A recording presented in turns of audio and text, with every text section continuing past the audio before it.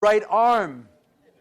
But all too often, the right arm has been disconnected.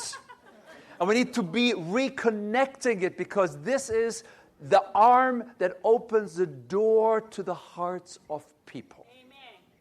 Now, yesterday we talked about overweight, right? And I also know that repetition is the way of learning. So let me read you something that pertains to yesterday's lecture. I want to talk to you about creation. And I'm sure you have never quite heard it in that fashion before. In the beginning, God created the heavens and the earth, and He populated the earth with broccoli and cauliflower and spinach, and with apples and pears and mangoes, and with green and yellow and red vegetables, and with fruits of all kinds, so men and women would live long and healthy lives with unclouded minds.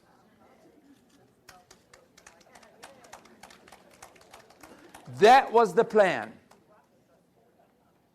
Then, using God's great gifts, as a great controversy emerged, God's adversary Satan created Ben & Jerry's ice cream and Krispy Kreme's donuts. And Satan said, "You want some chocolate with that too?" And men said, "Yes." And women said, "And as long as you are at it, add some sprinkles as well." And they gained 10 pounds, and Satan smiled.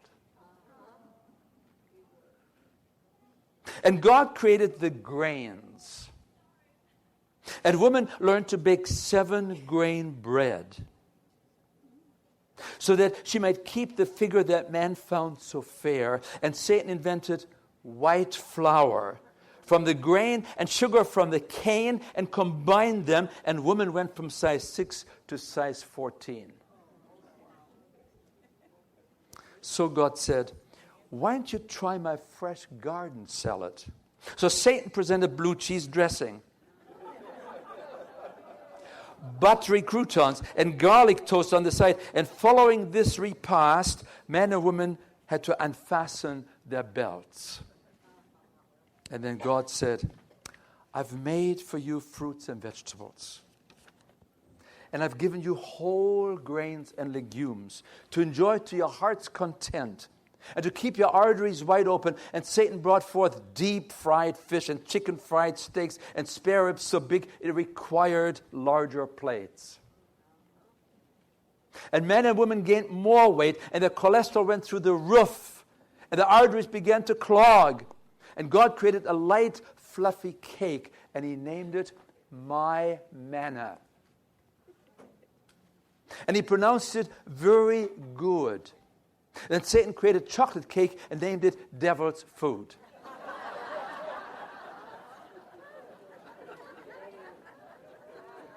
He said the truth. For once. Then God brought forth running shoes, so that His children might lose those extra pounds. And Satan provided cable TV with the remote control, so men would have not to get up anymore to change the channels. And men and women laughed and cried before the flickering blue light in high definition, and they gained more pounds in all their rounds, thus blurring their once so pleasant condition. Then God focused their attention on the potato. Naturally very low in fat and high in nutrition. And Satan peeled off the healthy skin and sliced the starchy center into chips and deep-fried them. And man and woman gained more pounds. God then showed women how to fill whole wheat pita bread with the delicacy He had provided to satisfy man's appetite. And then Satan created McDonald's and its $9.99 double cheeseburger. And then he said, "You want fries with that too? And a milkshake as well?" And men said, "Yes." And supersized them too. And Satan said, it's the very best. And man went into cardiac arrest. And God sighed. And then He created Chip.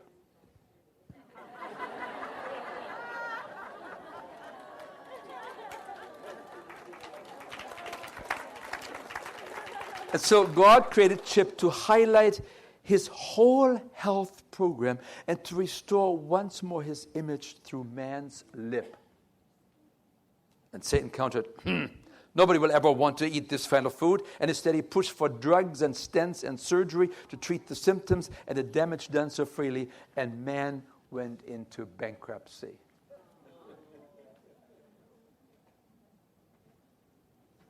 And then the Chip evangelists went into the countryside and taught the people about the evil of processed foods and dairy and eggs and meat and the wonders of a whole food plant-based diet, featuring all the colors of the rainbow, macronutrients, micronutrients, phytonutrients, to both prevent and reverse chronic diseases. And the people tried the food, and behold, it was very good.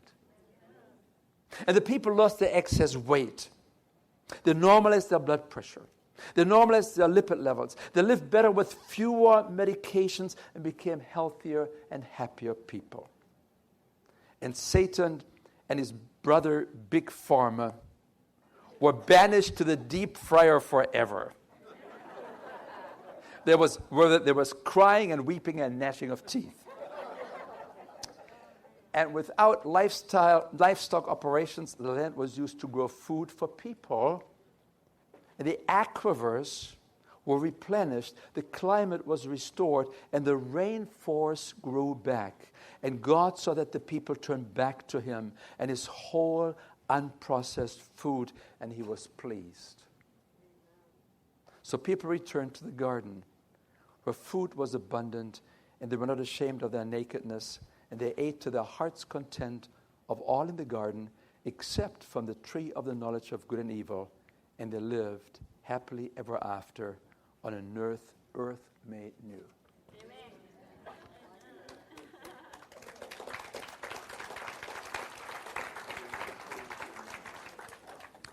It started in the garden with one fruit. Now, if I talk to my wife, she will tell me that it was a mango. Be it what it was one fruit that changed everything. And the DNA and everything changed in man and woman. Today, God's adversary no longer offers just one food to tempt us. Today, you go into a supermarket, you have 50,000 foods. And you probably only need 100 to live God's way. Advertising, marketing, temptation. And we need to have the Spirit of God in our hearts as we enter these halls where food is galore, to help us to make wise decisions. Because once you put it into the trolley, once you put it into the carts, you bring it home, what happens? Eat it. So I want to do a little review now of what we talked about yesterday when we talked about heart disease. Remember? So here's a little review. Fork and knife as weapons of mass destruction. Folks, can we invite you to come and sit down here? Would you please come and join us here? Or do you want to stand up? It's up to you. So, fork and knife, weapons of mass destruction. We talked about the idea that today the consumer is totally confused because much of the research that is done nowadays is oftentimes funded by self-serving lobby groups and interest groups. We talked about the idea that heart disease was very rare in North America. It was difficult to find. Today, every third death is due to heart disease and strokes. We talked about many of the observational studies, and that is when countries where they don't have heart disease and they move to America, in the next 20, 30 years, the people have the same diseases that Americans have because they have adapted to the American lifestyle, right? And we talked about the feeding experiments. You can feed monkeys a typical hospital diet, and within 2 years, the monkeys will have died of massive heart attacks. And I tell our patients all the time, don't stay in the hospital more than 2 years. It's a dangerous place. That's not where you have healthy food. We give them everything to make the customer happy, even if it may undermine their health. It has become a huge business.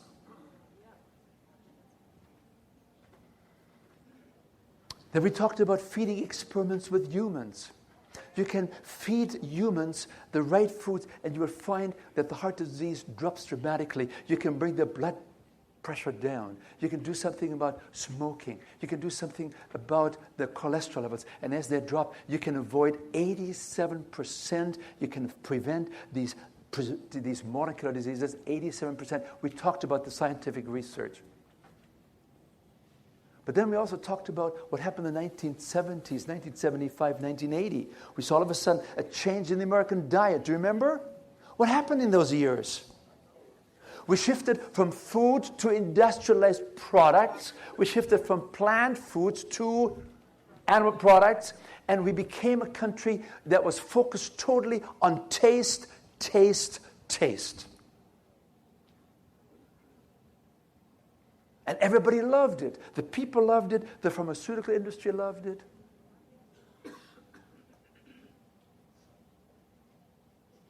Everybody was feeding of the diseases that were created by the culture.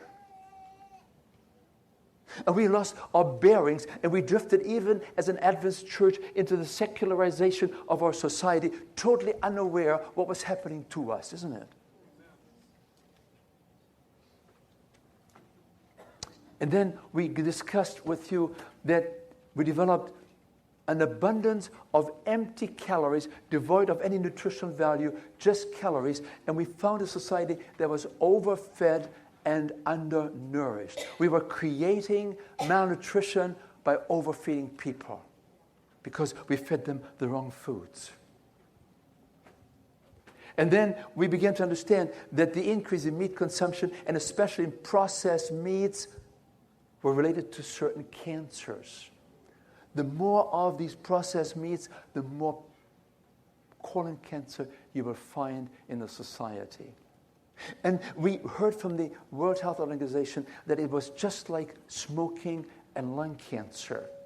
When you smoke, you have a 50% chance that you will die of lung cancer. Every second smoker will die from lung cancer. These are the statistics. And so we also have this cause and effect relationship between the more of these dietary things you have, the more likely you will have colon cancer and perhaps also some other cancers. And then we talked to you also about the role of cheese as a number one source of saturated fat, which does what? It drives the liver to go into overdrive to produce what? Cholesterol. And cholesterol then is the number one factor that drives narrowed arteries. Here's Michelle Simon, a very outspoken patient advocate, an attorney. And she said, our diet-related disease epidemic is fueled by the powerful meat, dairy, and junk food industry supported by governmental policies that place profit over public health. Folks, you remember that triangle that they used to have of how we should eat?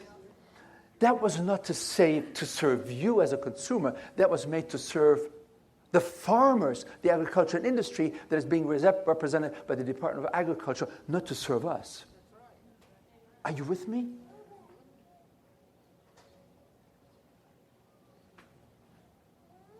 And then we began to talk to you a little bit about I need to go and show this to you. This is very important. We talked about the Mexican farmer who lives on very simple foods, lots of corn and potatoes and beans, and this is basically a high-starch diet, but it's unrefined starch. It's starch as it comes in nature. Are you with me there? But then the farmer began to change as the farmer moved to big Mexico City, and the potatoes turned into potato chips. And potato chips now, that's 67% fat. Potato chips have nothing to do with potatoes, really. When you have corn chips, that has very little to do with corn. Doritos, that's a high-fat food. And the brown rice that he used to eat now turns into white rice. And the water that he used to drink now turns into lemonade.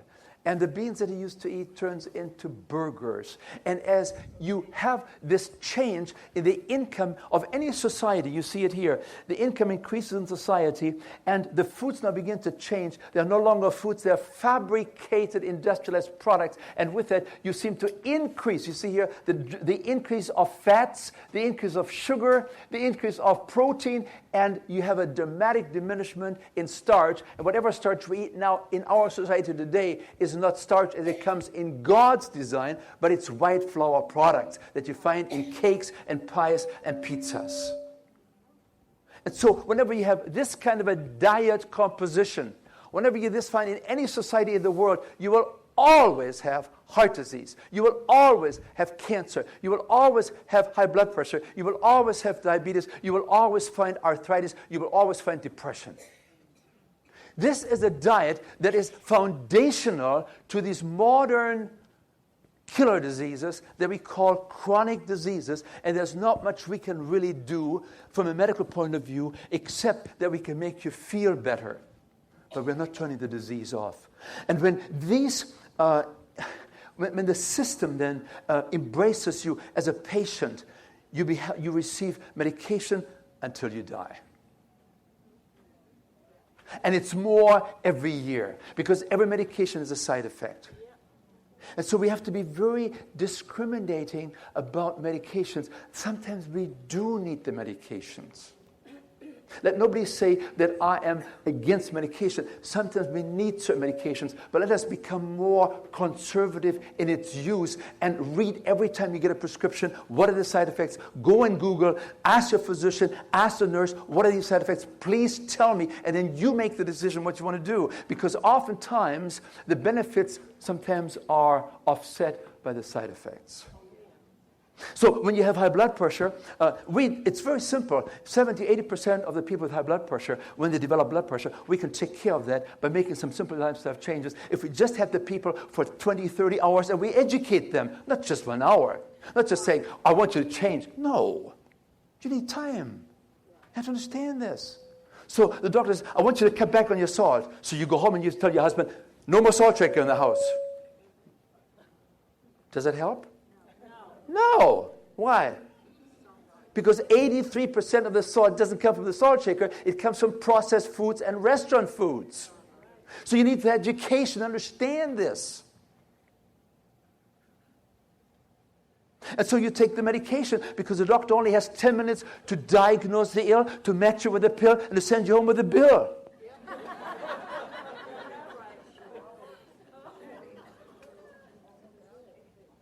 And then you come back after 3 months, the blood pressure is rising again. You have medication number 2.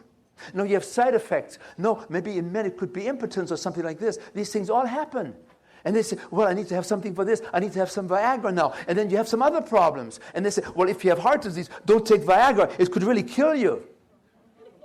And so now you're worried at home, and your spouse, and you're really worried about things.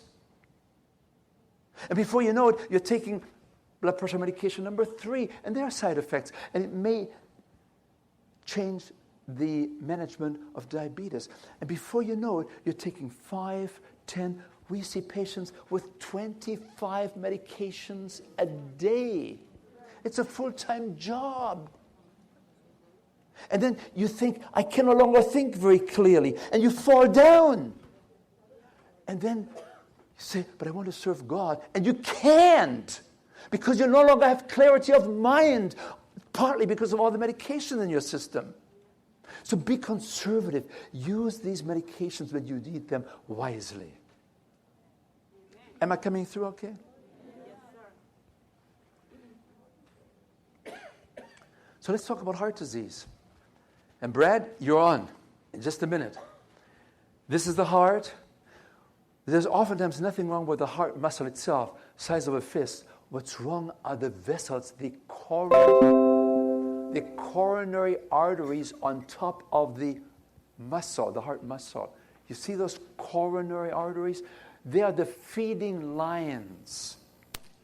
When you have a boiler, There's nothing wrong with the boiler most of the time, but if the feeding lanes are occluded with calcium buildup inside, it can no longer bring the water into the boiler and nothing works. That's what we talk about here. I first woke up, so to speak, when I was working on the anesthesia service, learning how to put people to sleep. And I was seeing my patients for the next day's surgery for coronary artery bypass surgery in order to bypass clogged arteries in their heart. Because it was late at night, I drew the man's blood test, and when I took the blood to the laboratory and had it processed, I couldn't believe my eyes. Now, normally, this liquid layer floating on top of the blood clot is quite transparent. It's yellow, but quite clear. You can see right through it. The blood in this patient's tube, however, was anything but clear. The serum floating on his clot was thick and greasy white. It looked like glue. In fact, it stuck to the sides of the blood tube when I shook the tube. I went back to the patient. I said, Mr. Phillips, did you eat before you came to the hospital tonight? He said, yes. I said, what did you have? He said, I had a cheeseburger and a milkshake. And when he said that, I realized that what I was looking at in his tube was all the fat in the beef burger, all the butter fat in the cheese, and the butter fat in the ice cream and in the milkshake. And all this fat had oozed out into his blood and actually turned his blood fatty. Well, 30, 40, 50 years of keeping your blood very fatty creates changes in the blood vessels that are very dangerous. Over the years, arteries can become clogged with fatty material. Then a blood clot can form, blocking the blood flow completely. If the artery leads to the heart, the lack of oxygen can cause heart muscle to die. That's a heart attack. If the clogged artery leads to the brain, the patient has a stroke. The next morning, we took Mr. Phillips to the operating room, and I put him to sleep, and the surgeon opened up his chest. And from these arteries, he began pulling out yellow, greasy deposits of fatty material called atherosclerosis. Do you want to see this again?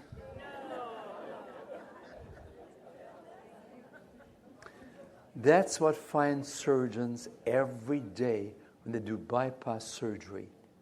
The coronary arteries are filled with a gunky material that consists of cholesterol, saturated fats, and dead cells, and calcium.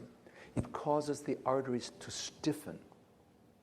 The arteries are supposed to be very rubber-like, because every time the blood is being sent through it, like once every second, the artery opens up and closes, opens up and contracts, opens up and contracts.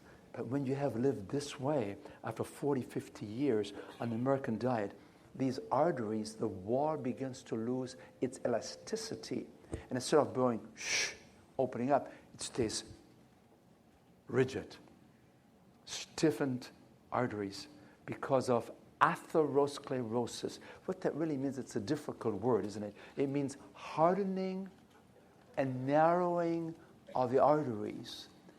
When you're born, the arteries are wide open. That's how God designed it. When we are, well, let me show you some pictures. Let's do the next picture. You see on the left side there, this is the artery of a newborn. It's wide open. By the time you're 20 years of age, in America, you have 20% narrowing. By the time you're 45 years of age, you already have 50, 60% narrowing on the average. By the time you're 70 years, you're just living on a very small slot, or maybe 10%. And you still don't have any, oftentimes, symptom. You have your physical done, and the doctor says, you're just doing fine. You're excellent. You have no problem. Because a physician can only diagnose heart disease once you have pain, once you have symptoms. But you may not have any symptoms until you have about 70 or 80% narrowing, and then you usually develop the first signs of heart disease, which is called angina pectoris. It just means pain of the muscle, of the heart muscle. And then we can do all kinds of fancy tests, and we can determine where is the narrowing, where's the blockage, and we can then sometimes, if necessary, do a bypass, to bypass the narrowed artery, or to put a stent in. But folks, what is so tragic is that this disease called atherosclerosis, which means hardening and narrowing of the arteries. It's not only affecting the coronary arteries, but it's affecting all the major arteries in the body. You know, there was a lady with a great education. She said, perfect health depends on perfect circulation. An amazing statement, because it's exactly what happens. If it's the arteries to the brain, then you now have a clogging of the arteries up there, and you no longer get proper oxygenated blood and nutrients to the special memory banks in the brain, and you begin to lose memory function. Cognitive changes take place. A stroke is nothing else but a heart attack that happens in the brain. And then it also affects the frontal lobe. Now, just to make sure that you understand, the frontal lobe is where we now understand God communicates with us. It is the spiritual center of man. This is where we store. It's the forehead. Do you know the Revelation talks about being sealed where? Oh. Settled into the truth. You don't find truth settling back here. That's where you see. That's where the screen is, in the back of the brain. It's in the frontal portion. That's where you hear and store Beethoven's Fifth Symphony. That's where you hear the song, How Great Thou Art. This is where you experience a loving relationship with your spouse. That's where you get choked up when you think about her. That happens right up there. This is where God communicates with us. This is the executive function of the brain that wants to direct everything else in the system. But if that becomes no longer properly nurtured, it does no longer function as well as it could. It's just like the system, the vessels are rusting out, and the system sends a message from above. The Lord is trying to reach us. The Holy Spirit is trying to reach us. And the system is so rusted out, it can no longer reach us.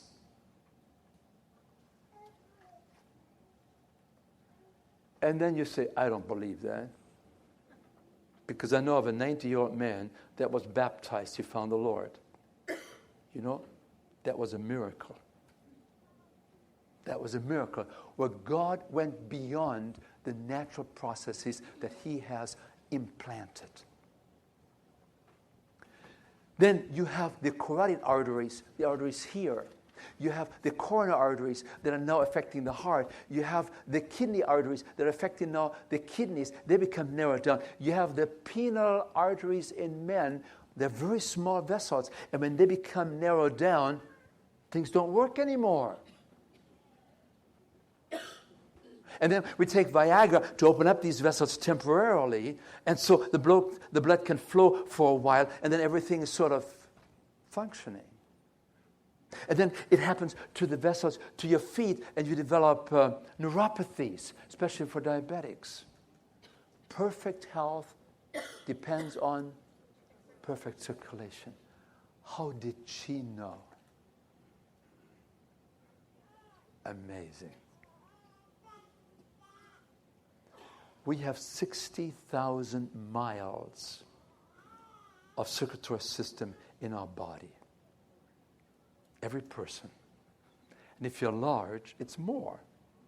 Because you have to feed all those fat cells and all that yellow fat that you have there. And so, when these vessels become narrowed down, you have to worry about a heart attack. You have to worry about angina. You have to worry about a cerebral infarction, which is what we call a stroke. You have to worry about senility. That's partly related to this. And then you have to worry about hearing loss. Hearing loss. People say, well, I'm losing my hearing when I'm getting older. Well, no. It's more than that. We can check the hearing of people in Wisconsin, and 18-year-olds have less hearing acuity than islanders in some island out there in the Pacific. that are 50, 60 years of age. Why? Because they live differently. You begin to occlude the small vessels that are supposed to help you to listen, to hear. So acute hearing loss of the higher decibels in particular. Visual loss. Degeneration takes place of the eyes. We say, well, I'm getting older. Yeah, that's part of it. You notice I have no glasses. No, I don't want to knock on wood, and I don't want to be self-righteous here. But you know, it doesn't have to be that way. Macular degeneration is largely a function of atherosclerosis that is building up in the back of the eye. Not allowing proper oxygenation and nutrients to reach the back of the eye. That's why your physician sometimes says, I want you to take some of these supplements, and that's a good idea when it comes to these eye problems. Then you have high blood pressure because the arteries are hardening, they're stiffening, and the blood has a more difficult time getting through the system, so the heart has to pump harder and your blood pressure goes up. Impotence we talked about. We could talk about degenerative disc disease. All these things are related. And she said, perfect health depends on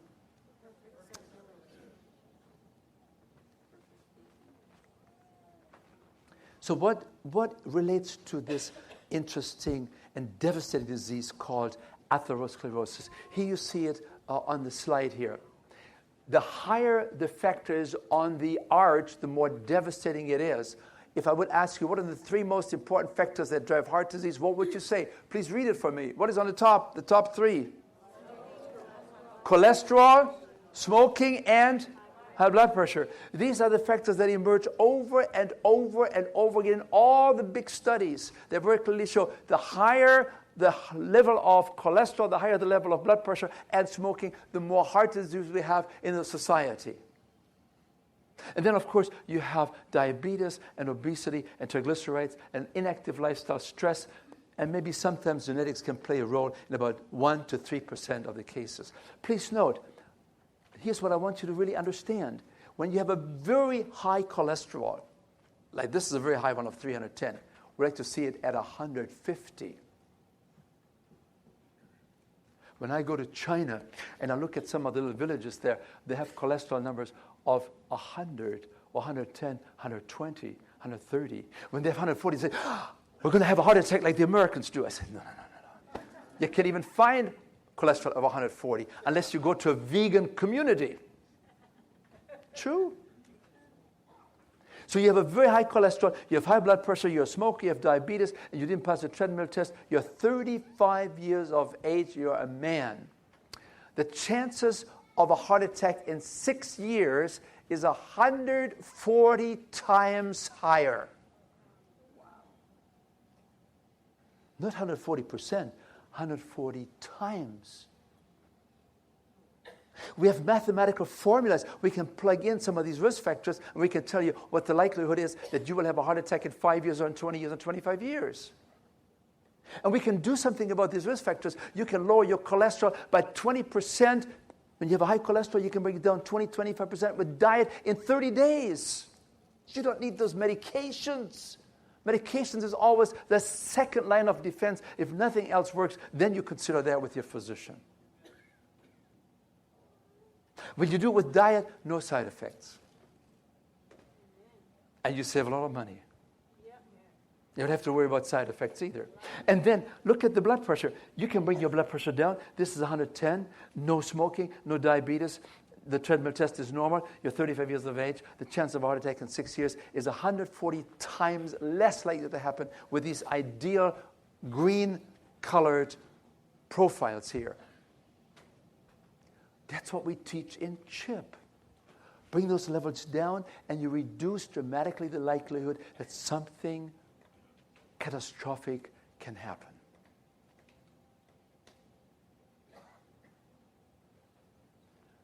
And when you take a closer look, you see a yellow star at some of these risk factors. You know what the yellow star stands for? You find the yellow star on cholesterol. You find it on high blood pressure. You find it We should also have it on smoking. You find it on diabetes. You find it on obesity. You find it on triglycerides. All these factors that drive this disease. Almost all of these factors have a yellow star. It means it relates to our lips. Our lips get us into a lot of trouble. In many ways. That's why diet is such a foundational thing. I don't want to diminish the importance of getting a good sleep. I don't want to diminish the importance of being a nice person. I don't want to diminish the need for a good support group. I don't want to diminish the importance of faith in God and having a weekly communion in a very special way with Him and God's people. They all contribute to it, but foundationally, you have to look at what we've identified as being the dietary change that has taken place in our society. It was difficult to find heart disease in many of these countries until about 40, 50 years ago. Now you find heart disease in almost all the countries in the world. Because the Western diet has become very desirable. Everybody wants to have Pringles. Everybody wants to have M&Ms. Everybody wants to have, the lemonades and so on. And Satan has found a way to pervert the appetite. And then when you say, I'm going to make some change, he says, you won't do it. You couldn't live like that. I mean, life is no longer worth living. And God says, yes, it will be, because I will restore the beauty of the original taste experience. It will no longer taste all salty and all peppery and all satiatingly sweet. It will be real taste that I prepared for you to bring you happiness. He is the secretary of the American Health and Human Services Department, the Minister of Health, basically, who said years ago, he said, our nation's largest killer disease are largely lifestyle-related, and therefore they are preventable and they can be delayed. He said, these diseases are not prevented by vaccines or cured by pills and procedures. They are largely an extension of our health-damaging behaviors, our use of tobacco, lack of exercise, and our rich diet. Take a look. This is what the scientific community tells us. These are based on large studies, multi-million-dollar studies, and they will tell you that 70% of stroke is preventable, 71% of cancer is preventable, 80% of heart disease is preventable, 90% of diabetes is preventable. You can avoid it. You can do something about it, and it's not going to happen. These are self-made diseases that the culture promotes and pushes on us. Time magazine even got into the act in 2010, and they said experts estimate that up to 80% of our chronic disease and premature death in this country could be prevented by making significant changes in diet and lifestyle. Do you notice what they said? Significant changes. That's just a little bit manicuring, a little bit of cosmetic change. No. If you really want to change this epidemic, you've got to go a bit further. You can't play along anymore.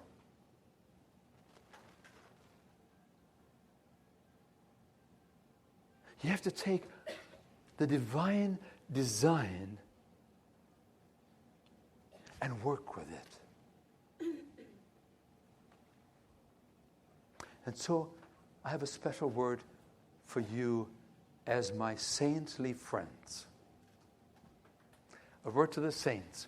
She wrote, men and women, by their selfish indulgences, are willing to place themselves on slippery grounds and through perverted appetites obliterate the moral image of God in our lives.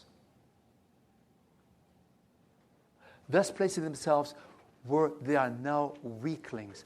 I'm too weak. I cannot change. And she says, by transgressing the laws of nature in eating and drinking, men and women cooperate with the enemy of souls, who thus deceives and controls our will. Ever wonder why worship has died in our homes in the morning? Ever wondered why worship has died at evening times in many, many homes? We don't have the will anymore. We're tired all the time. We take the medications. They have their effect on us. And another word here, she said, I saw that many sickly among the remnant, who made themselves so by indulging their appetites. She said, those who would overcome an appetite would overcome every other sin. She says, if we wish good health, we must take special care of the health that God has given us. We must deny the unhealthy and perverted appetite. We need to eat less of the refined foods and eat more coarse food free of grease. Who says that? The prophet. This morning I talked to you. Listen and believe in the prophet. Remain steadfast and treasure the gift entrusted to us.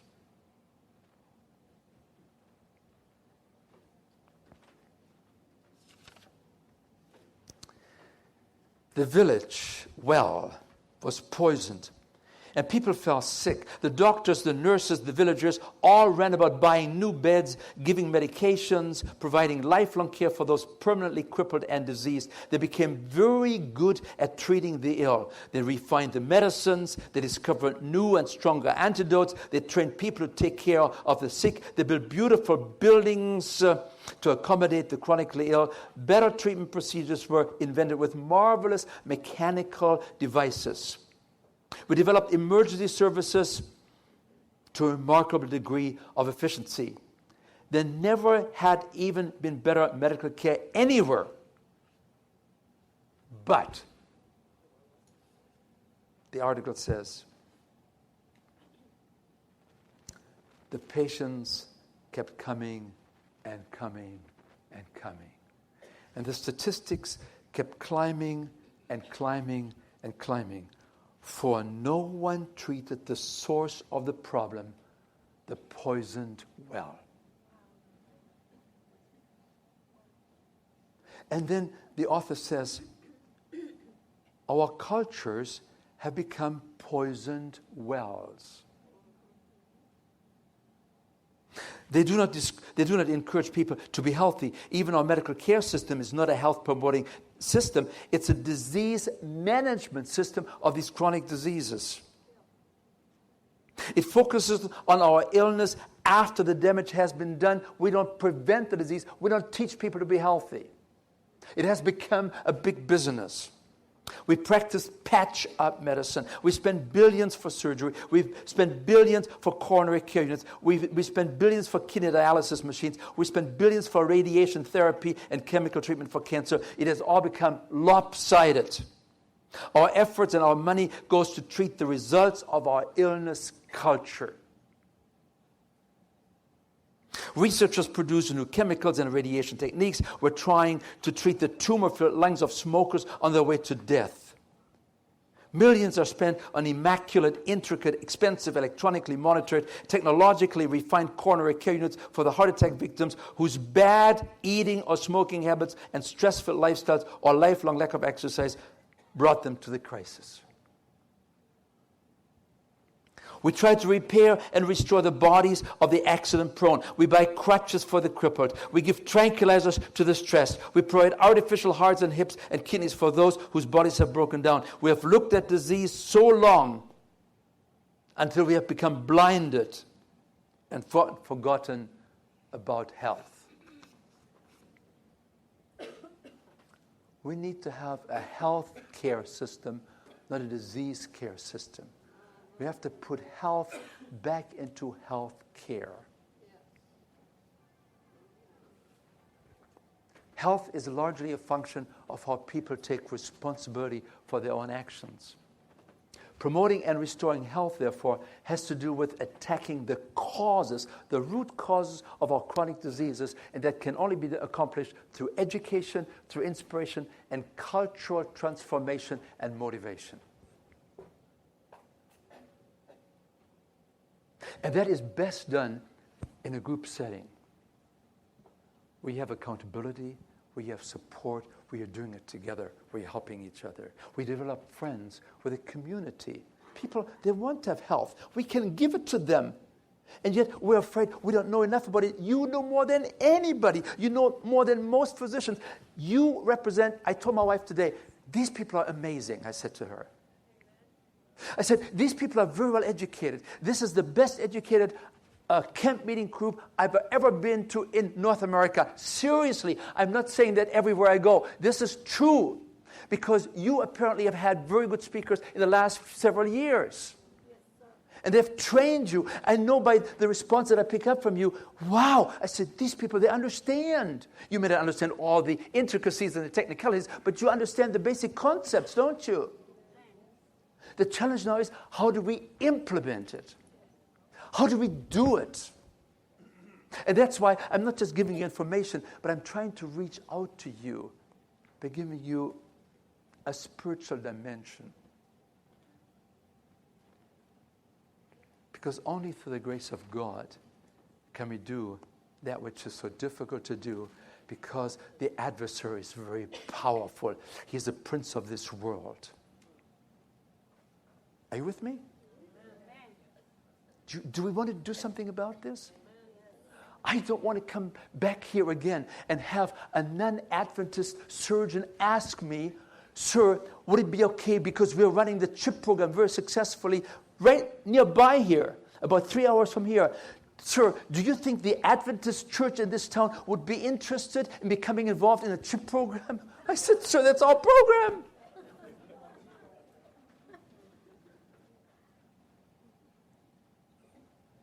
And yet you think, well, I've heard this before. I don't need it. Maybe you don't need it to the same extent. But there are people that want to become acquainted with you. They're looking for friends. They're looking for people that are true and honest and earnest people. They have integrity and they love people, not because we want to get them into the church. The Spirit will take care of that. But we invest ourselves as friends, as true friends, without guile, without agendas. And we pray, Lord, may your Spirit move the people to use me in some ways.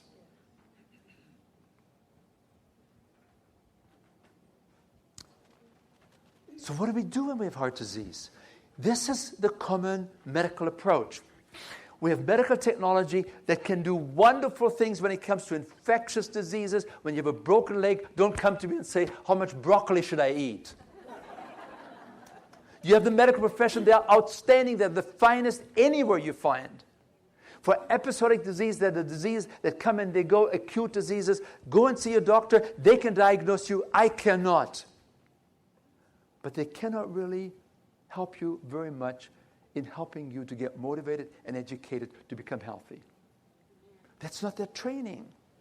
I'm at Loma Linda. I'm right there.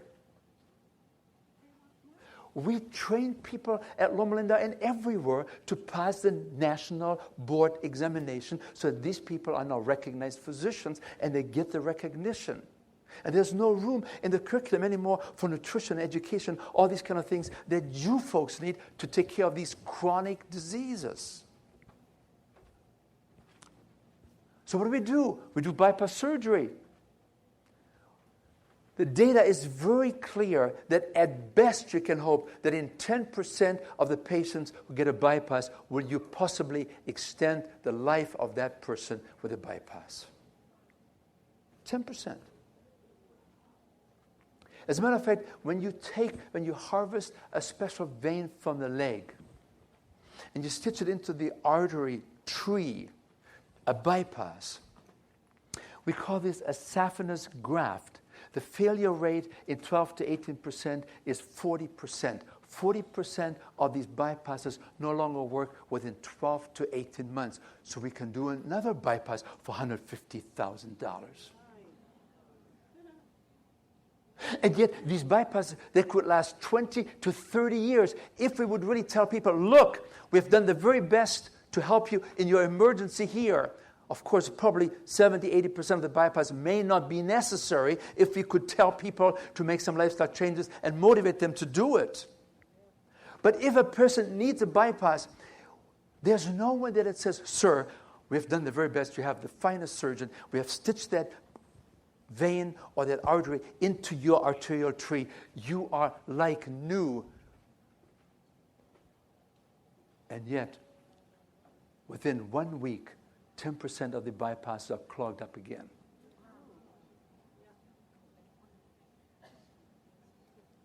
Surgical failure sometimes. Gradual narrowing. Because nobody told the person, you got to stop smoking.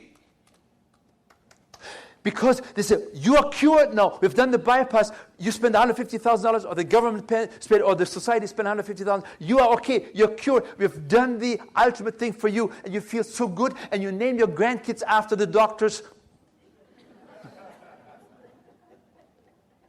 And you have forgotten that nobody told you, you can no longer smoke. You have to become a vegetarian. You know, I'm very clear. I'm not a dogmatic person.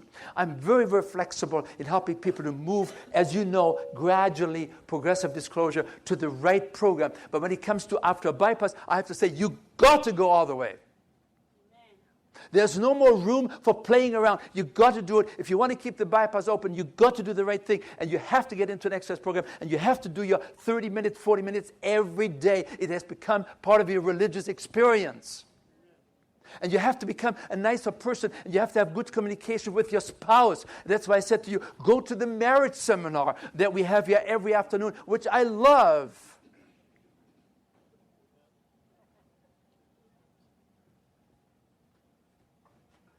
And you have to also surrender yourself every day to God who waits for us to bless us.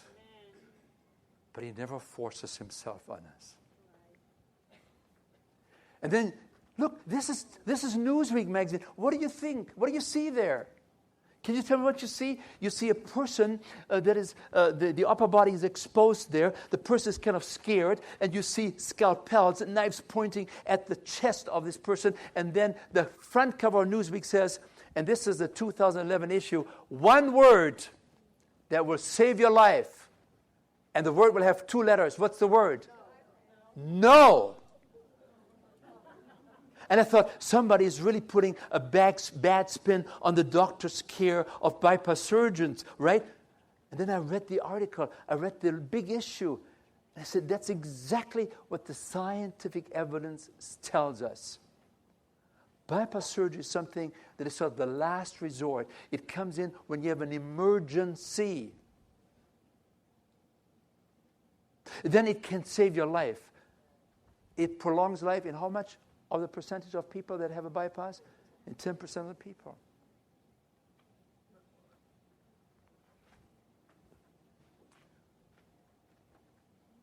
And we say, we have no time for making lifestyle changes.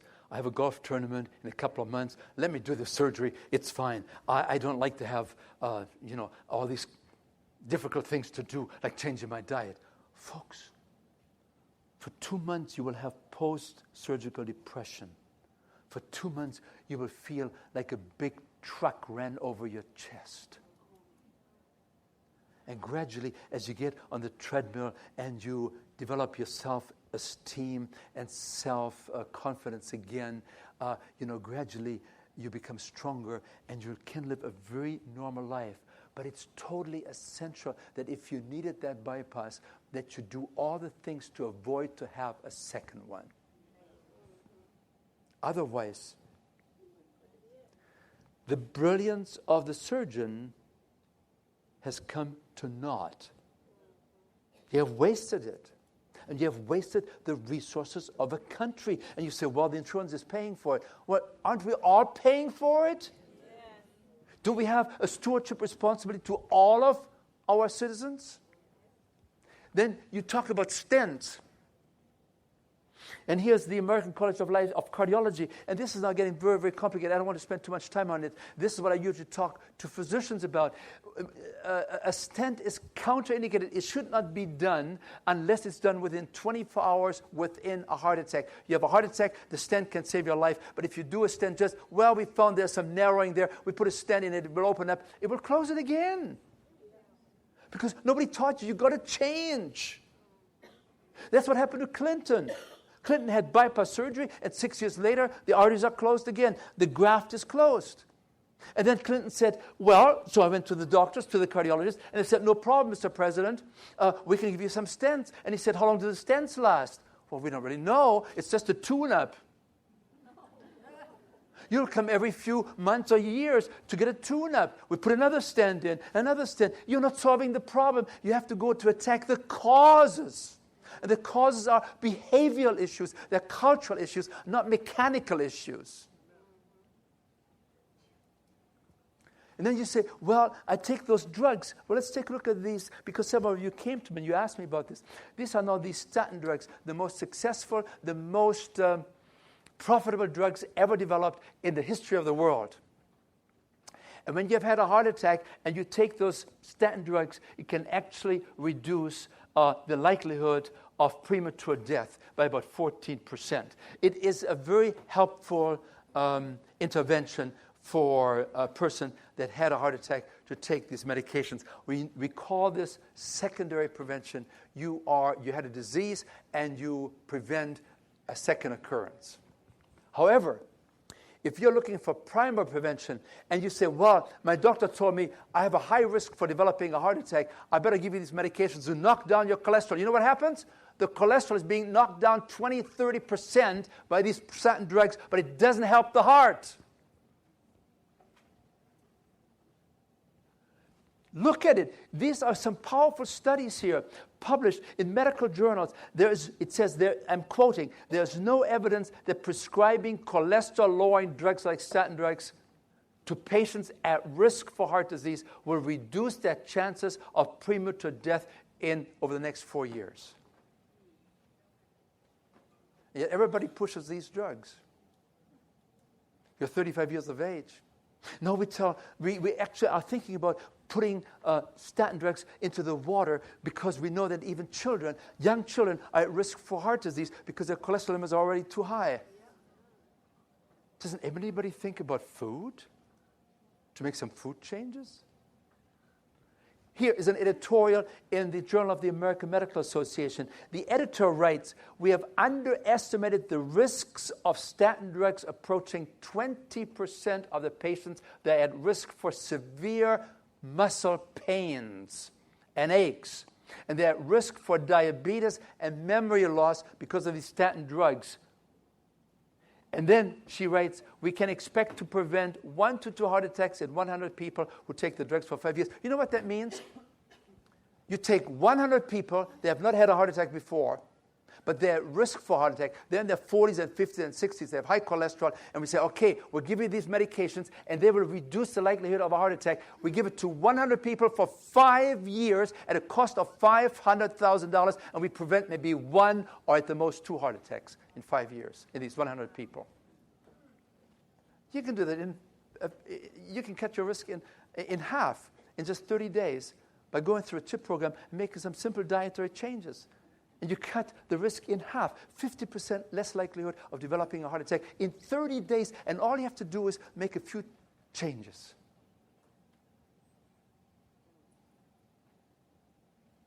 Why do we do this? And then you have here, you see this patient here. The doctor told me I'll probably be taking blood pressure pills for the rest of my life. Right? Have you heard this before? Yeah. Yes, of course. And here's Dr. Osler, a famous physician. He was at Johns Hopkins University, one of the big professors there, and he said one of the first duties of the physician is to educate the masses not to take medications. Do you realize that prescription drugs are the number 3 cause of death in America? Let me say that again. Let me say this again. The number 3 cause of death in America are prescription drugs. Either they're not taken properly, or they're overprescribed, or they're intermixing of medications with bad side effects. 11% of all deaths in America are related to prescription drugs. Let us use drugs more conservatively. Let's have greater respect for these drugs. Just because a physician prescribes it doesn't mean anything. Talk to the pharmacist. They're the specialists. They're the PhDs now. Talk to them. I'm concerned. Is there anything else I can do? If you're scheduled for bypass surgery, Google and call Dr. Esselstyn at the Cleveland Clinic. Said, Dr. Esselstyn, you have written the book on how to reverse heart disease. What do you think my chances are? Should I go through it with the bypass surgery, or do you think that I could do better in some ways by following a very simple program of eating more fruits, vegetables, whole grains, legumes, and maybe a few nuts, okay? This is what we do.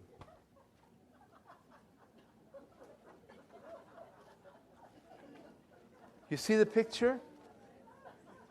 What do you see there? What do you see? You see there are pipes. There are pipes.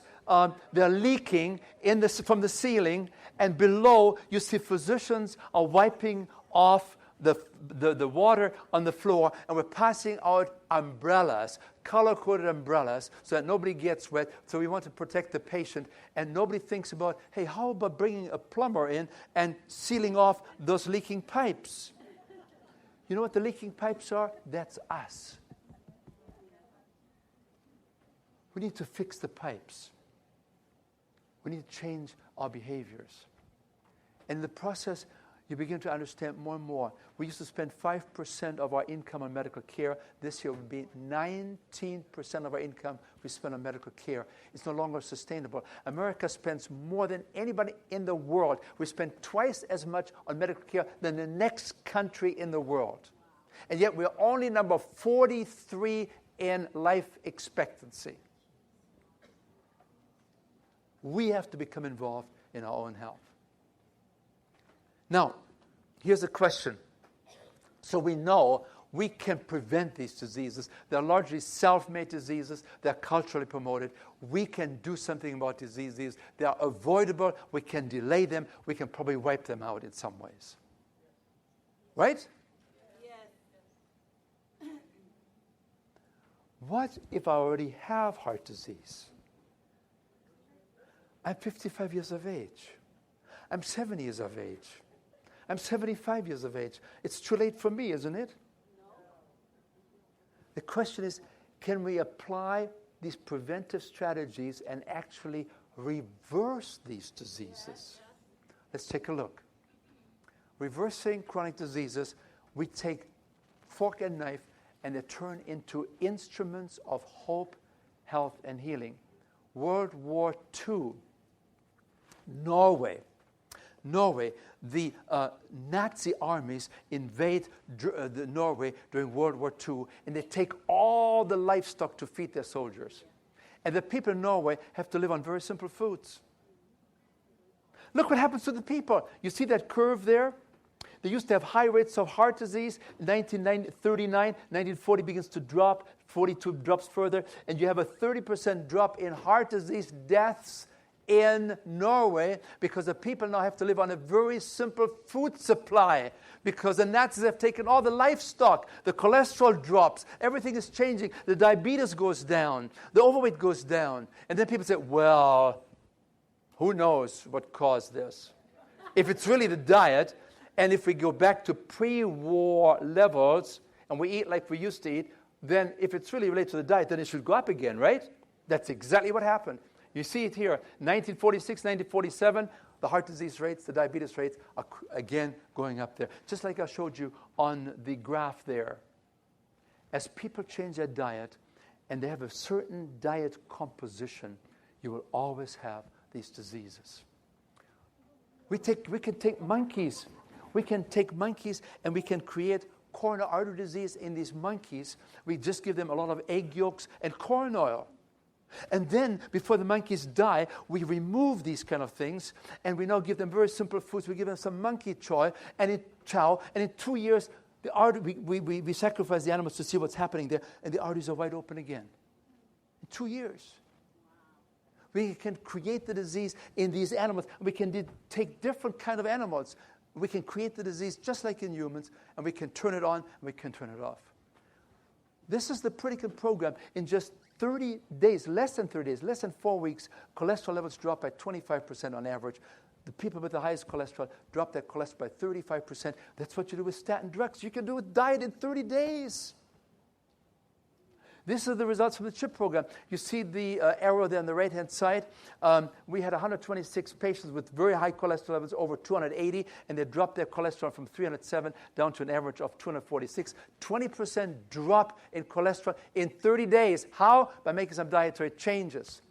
And for every % drop in your cholesterol, you drop your risk of heart disease by 2.5 times, which means you drop your cholesterol by 20% times 2.5, you have dropped the chance of heart attack by 50% in 30 days just by changing the cholesterol. And then you also bring your weight down. You bring your blood pressure down. You can eat yourself to a large extent out of coronary artery disease and all the other diseases that come with the narrowing called atherosclerosis. So I talked to you about animals, and you said, what about humans? Well, here's the big study by Dr. Ornish, a very important study, 1990. He took 48 patients with heart disease, serious heart disease, and half of these patients, he gave them a very simple vegetarian, healthy vegetarian diet. Healthy vegetarian diet, 7% fat, not an Adventist diet that has 30+% fat.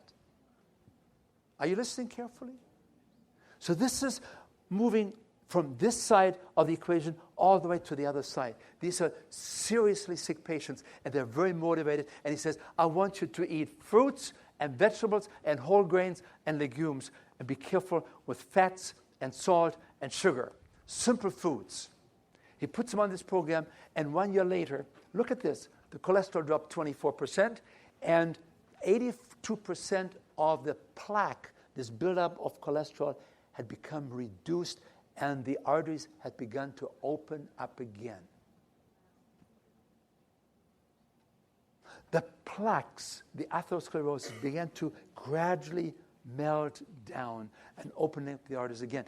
And the oldest patients had the best results. Sometimes we think, well, I'm over 75 years of age. I'm over the hill. There's nothing I can do. It's too late. No.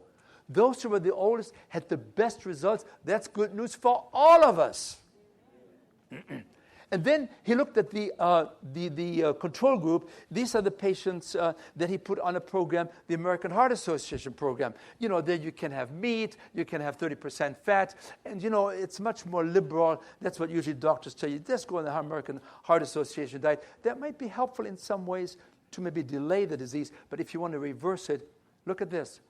The cholesterol only dropped 5%, and 53% of these very sick patients had a progression of the plaque buildup.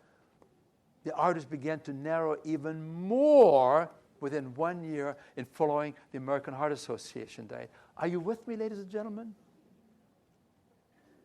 If you want to turn this disease around, you have to become a little bit more committed to making the big change. There's Dr. Ornish. I've interviewed him several times. An outstanding man. I wouldn't be surprised if he will probably get the Nobel Prize in Medicine, because he has also shown that when he can take patients with newly diagnosed prostate cancer, in 3 months the prostate cancers are beginning to disappear. All published in medical journals for the last 10 years. Same diet.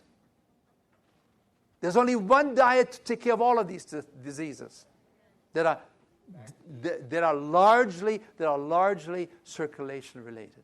Yes. Back to Eden diet, yeah. God has put into the human body a desire to heal itself.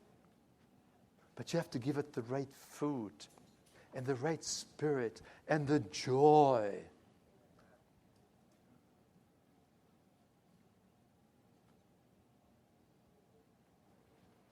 Then there's Dr. Esselstyn from the Cleveland Clinic. How many times I had him in my home? How many times I brought him and his wife to Australia and to New Zealand and to Canada to speak to Adventist people around the world. Because I felt our people need the message. Because we can do more than anybody else because we know that God has given us this message. It's in our DNA as a people. And yet we are so familiar with it that it doesn't hit us anymore. Are you with me? When a non-Adventist hears this message for the first time and said, I'm going to do this.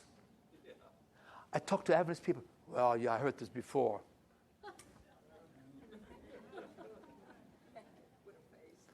I'm at a camp meeting in Michigan. There are 10,000 people there. This is in the old days. I was much younger then. It was the largest group I ever had at this time, right? And so I do something crazy. 10,000 people there. And I said, would you please all stand up? And all the people stand up, and I begin to realize I have a lot of power. I didn't know this. Then I said, would you please raise your right hand, your right arm? They all raised their right arm. I said, my goodness, I'm powerful. Then I said, would you please lower your right hand now to the level of your ear? They all do this. I said, would you now press your hand on the right hand side of your head on your ear? Please keep it there for the next hour as I talk about health, and everything that goes into the head from the other side will now stay in there.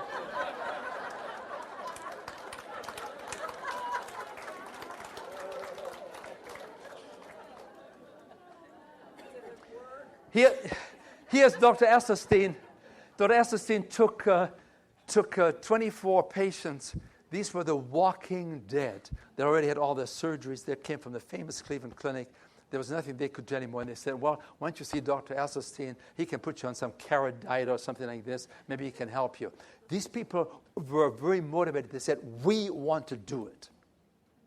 He said, okay, I make a commitment to you. I see you every week and then every 2 weeks, and I'm going to help you. And we take your blood cholesterol every 2 weeks, and I see if you're really following the program. Because if you follow the program, the cholesterol will come down and down and down. If it goes up again, I know you're probably not following the program. And what I want you to do, I want you to make a commitment to only eat fruits and vegetables and whole grains and legumes, and I don't want to eat anything else. Simple foods, cook and prepare them very simply without all the grease and oil. Be committed to the program. If you are, I commit myself to help you. Fair enough? Okay, here it is.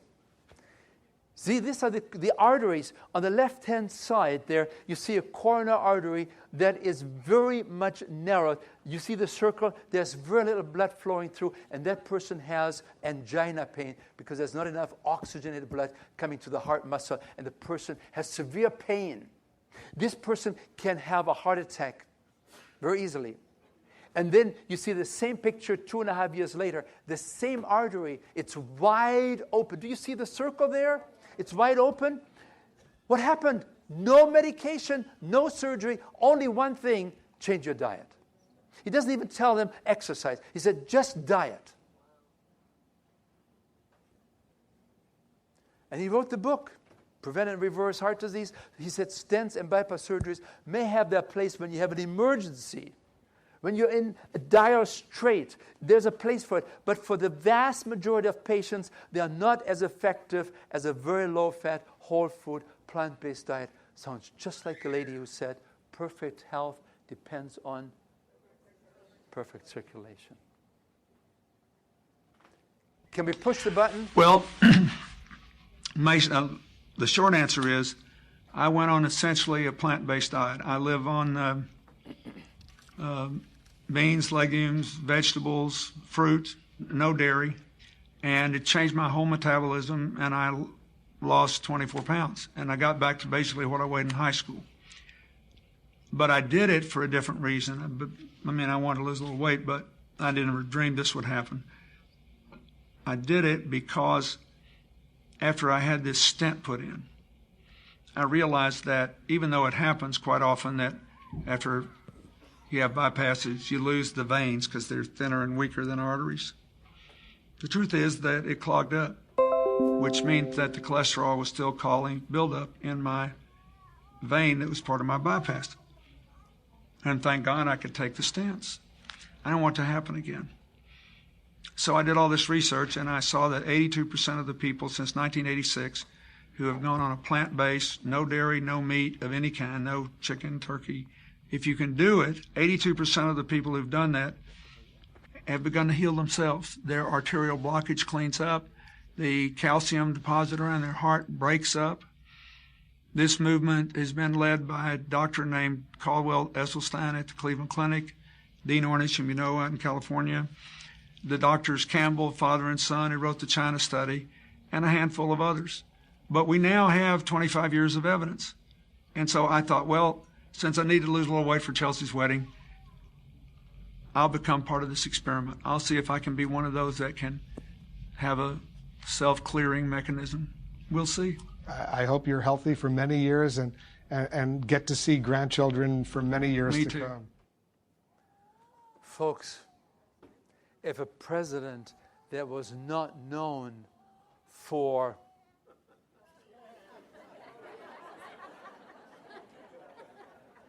dietary purity,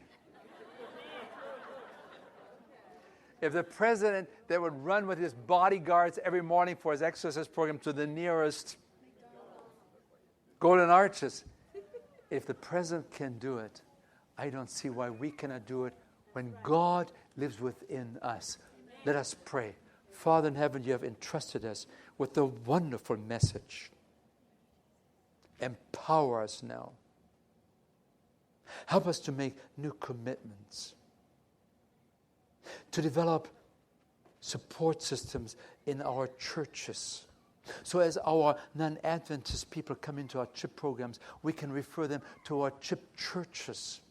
And our churches will become incubators of warmth and friendship instead of being freezers. Lord, help us. And we thank you in Jesus' name.